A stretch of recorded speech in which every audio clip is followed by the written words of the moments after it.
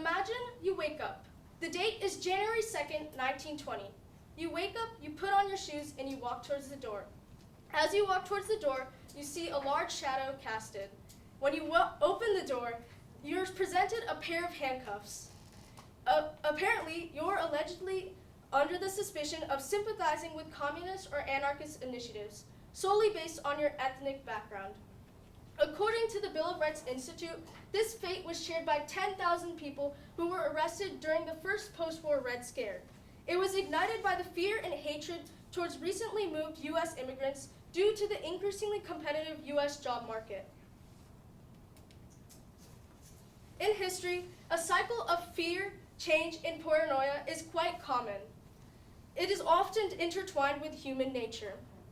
As depicted in College Board Stimulus False Nostalgia by Johan Norberg, he goes on to show that older generations accumulate feelings of yearning as time passes on, and watch the younger generations turn these increasing feelings as the yearning for the good old days. This cycle of fear and societal change is quite common. When societal change occurs, fear and paranoia start to arise gossip. As gossip becomes more established, something larger occurs, something more permanent. A conspiracy theory is born.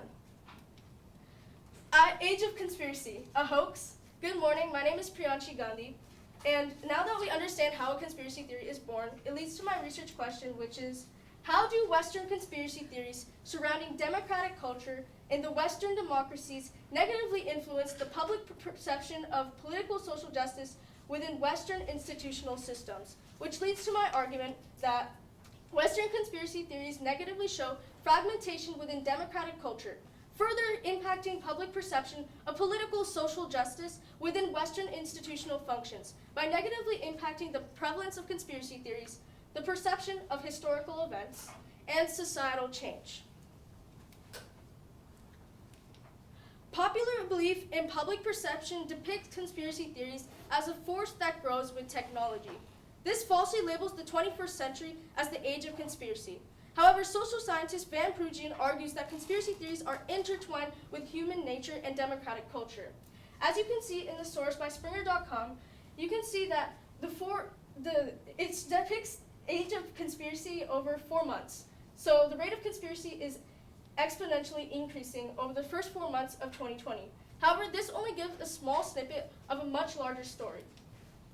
As you can see in a social study done by social scientists Uchinsky and Parent, they go on to show the prevalence of conspiracy theories over 3 centuries, from 1890 to 2010. They do this by looking at hundreds and thousands of letters. As you can see, it's actually quite stable over the 3 centuries, with there only being 2 notable peaks, one being in 1890 and 1950. The first one in 1890 is during the height of the Second Agricultural Revolution, while the one in 1950 is after the Second World War. These are times of great societal change, fear, and paranoia. Next, conspiracy theories negatively influence the perception of historical events by casting a false and negative shadow.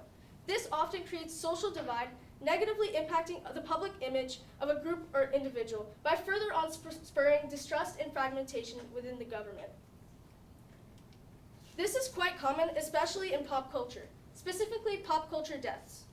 In College Board Stimulus Selena, Latinos, and the Performance of Memory by Deborah Paredes, she goes on to show that during the 1990s, there are multiple notable deaths of Latino pop culture idols during the same time. She uses the example of singer-songwriter Selena's murder by the founder of her fan club.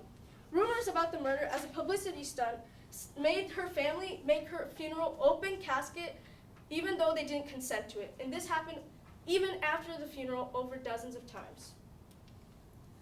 Finally, conspiracy theories negatively impact societal change. As depicted by social scientist Van Perugian, he states that conspiracy theories do not ignite much social change as it tends to hinder societal movements, which is quite contradictory, as conspiracy theories tend to disrupt social interactions, thus hindering social progress and movements. This creates even more distrust and fragmentation within the government and influences and clouds public perception. In a study done by Spadaro and her peers, They go on to show how people who affiliate with distrust in conspiracy theories have a negative perceived quality of institutions. Those who affiliate with distrust in conspiracy theories have a negative perception of the quality of institutions such as society and democracy, which impacts their sense of security and their group values by negatively impacting their interpersonal, within group, and between group relationships. This negatively impacts them by affiliating with extremism, polarization, prejudice, reduced pro-sociality, and intergroup conflict. Although conspiracy theories can be mitigated through anti-misinformation initiatives, human fear and paranoia will continue to exist for thousands of years as it has existed thousands of years before. Thus, conspiracy theories will continue to exist for 1,000 more as it has been seen through history for thousands of years. So all we can do is sit back and watch. Thank you.